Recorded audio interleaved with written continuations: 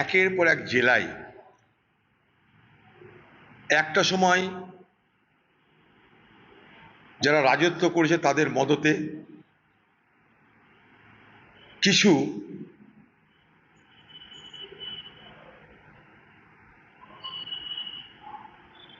ব্যক্তি তারা যেভাবে অর্থের মজুত করেছে, অর্থের ভাণ্ডার তৈরি করেছে, ঘরে ঘরে কোটি কোটি টাকার যে খাজানা বার হচ্ছে তা দেখে আমরা হতবাক হচ্ছি। বাংলায় রুটি নাই, রুজি নাই, চাকরি নাই, শিল্প নাই, কিন্তু এই সমস্ত ব্যক্তিত্বের, এই সমস্ত পরিবারের ঘরে কোটি কোটি টাকা কীভাবে মজুত হলো, এটা আমাদের মধ্যে একটা বিশাল প্রশ্ন, বিশাল কৌতূহল। এই নিয়ে বাংলায় দীর্ঘদিন চর্চা হচ্ছে, আমরা জানি।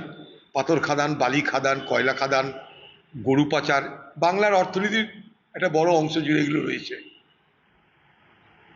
এবং সরকারি মদতে সম্পৃক্ত হয়ে, মদত পেয়ে, প্রশ্রয় পেয়ে যে এ বাংলায় কি দুর্দশা হয়েছে তা আমরা দেখতে পাচ্ছি। মন্ত্রীর ঘরে টাকা, ব্যবসাদের ঘরে টাকা, অথচ গরিব মানুষের কাছে টাকা নেই, তাদেরকে বাইরে গিয়ে মজদুরি করতে হচ্ছে। সেই রকম একটা ঘটনা দেখলাম বীরভূমে, আজ শুনছি মালদায়। প্রতিটা জেলাতেই ছড়িয়ে আছে এরকম ঘটনা। তো আমার বক্তব্য একটাই, যে আমরা সব কিছু শুনছি কিন্তু সমাপ্তিটা দেখতে পাচ্ছি না। লক্ষ্য করে একটা জিনিস, বাংলায় সব কিছু হচ্ছে, শুরু হচ্ছে, আলোচনা হচ্ছে, এটা সমাপ্তিটা কোথায় আমরা জানছি না। কোথায় শুরু হলো, কোথায় শেষ হলো আমরা জানছি না। এগুলোর উৎপত্তি কোথায়, এগুলোর সমাপ্তি কোথায়, এটা কিন্তু আমরা কেউ জানছি না। অপরাধীর তালিকা কোথায় জানছি না, কারা জড়িত টোটাল চেনটাই জানছি না, তাদের ভবিষ্যতে কী হলো জানছি না। কদিন পর তারা ফিরে আসছে, ঘরের ছেলে ঘরে চলে আসছে, ঘরের নেতা ঘরে চলে আসছে, জায়গা তাই হয়ে যাচ্ছে। মানুষের মনে হচ্ছে প্রভারবিয়ালি মানুষের মেমোরি শর্ট।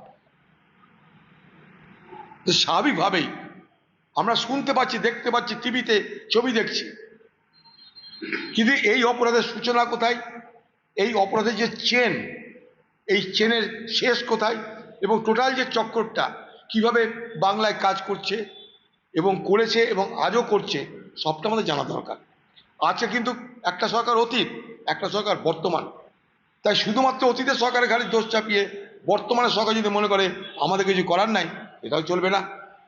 মানুষ সকলের কাছেই কৈফিয়ত চাইবে, যারাই সরকারে থাকবে তাদের কাছে মানুষ কৈফিয়ত চাইবে। অর্থাৎ আমার বক্তব্য, আমার দাবি, এর শুরুয়াত আছে, উৎপত্তি আছে, সমাপ্তি নেই। কেন?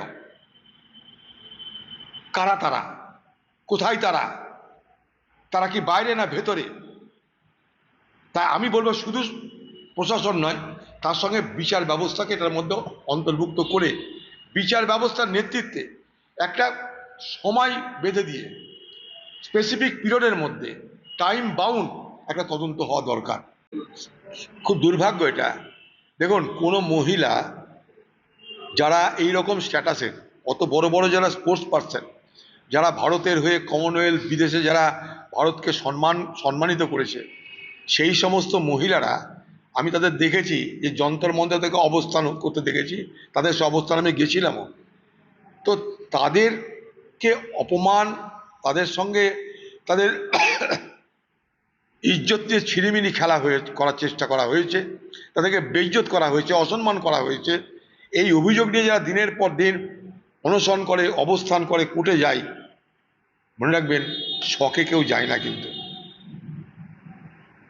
আর যার কথা বলছেন, যে যার বিরুদ্ধে অভিযোগে আঙুল উঠেছিল, একজন অভিযোগের আঙুল তোলেনি, একের পর এক অভিযোগ আঙুল উঠেছিল সেই বিজেপি নেতার বিরুদ্ধে। প্রশ্ন তো উঠবেই যে কি করে তারা ছাড় পায়।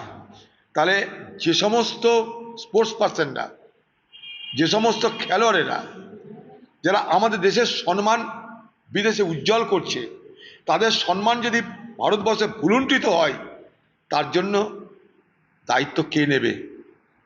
আমি মনে করি কোর্ট কী করেছে জানি না, কোর্ট কাগজ দেখে বিচার করে।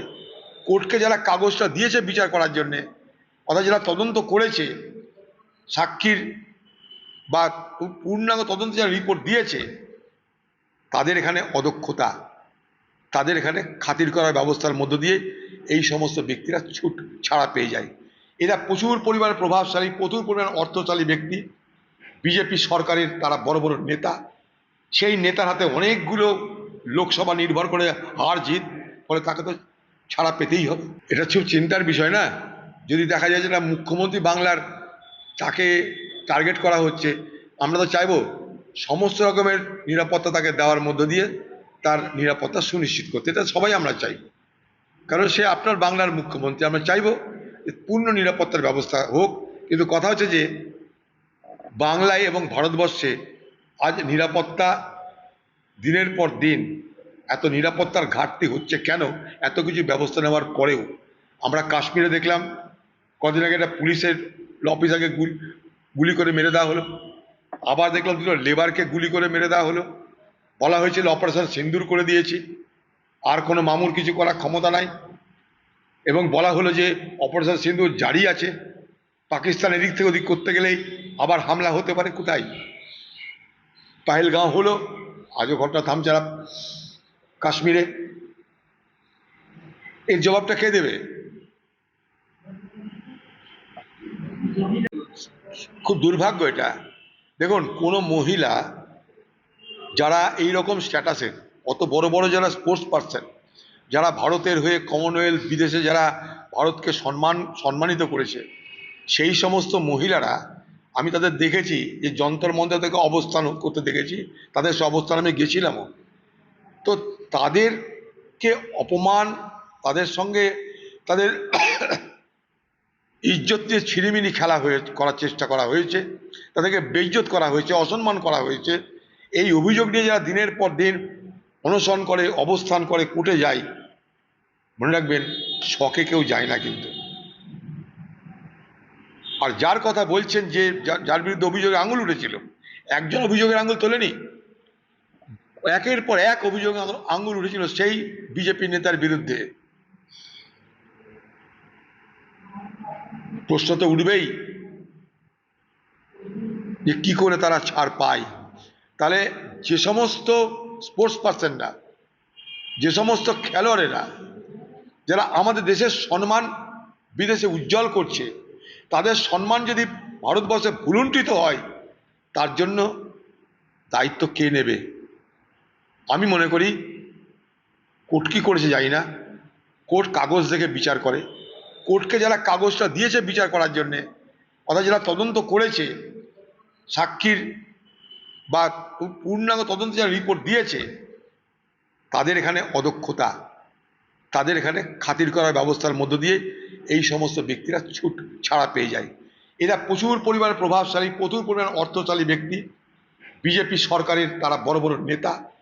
সেই নেতার হাতে অনেকগুলো লোকসভা নির্ভর করে হার জিত, ফলে তাকে তো ছাড়া পেতেই হবে। এটা খুব চিন্তার বিষয় না? যদি দেখা যায় যে না মুখ্যমন্ত্রী বাংলার, তাকে টার্গেট করা হচ্ছে, আমরা তো চাইবো সমস্ত রকমের নিরাপত্তা তাকে দেওয়ার মধ্য দিয়ে তার নিরাপত্তা সুনিশ্চিত করতে। এটা সবাই আমরা চাই, কারণ সে আপনার বাংলার মুখ্যমন্ত্রী। আমরা চাইবো যে পূর্ণ নিরাপত্তার ব্যবস্থা হোক। কিন্তু কথা হচ্ছে যে বাংলায় এবং ভারতবর্ষে আজ নিরাপত্তা দিনের পর দিন এত নিরাপত্তার ঘাটতি হচ্ছে কেন? এত কিছু ব্যবস্থা নেওয়ার পরেও।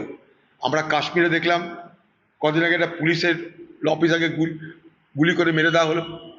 আবার দেখলাম দুটো লেবারকে গুলি করে মেরে দেওয়া হলো। বলা হয়েছিল অপারেশন সিন্দুর করে দিয়েছি, আর কোনো মামুর কিছু করার ক্ষমতা নাই। এবং বলা হলো যে অপারেশন সিন্দুর জারি আছে, পাকিস্তান এদিক থেকে ওদিক করতে গেলেই আবার হামলা হতে পারে। কোথায়? পাহেলগাঁও হলো, আজও ঘটনা থামছে না কাশ্মীরে। এর জবাবটা কে দেবে?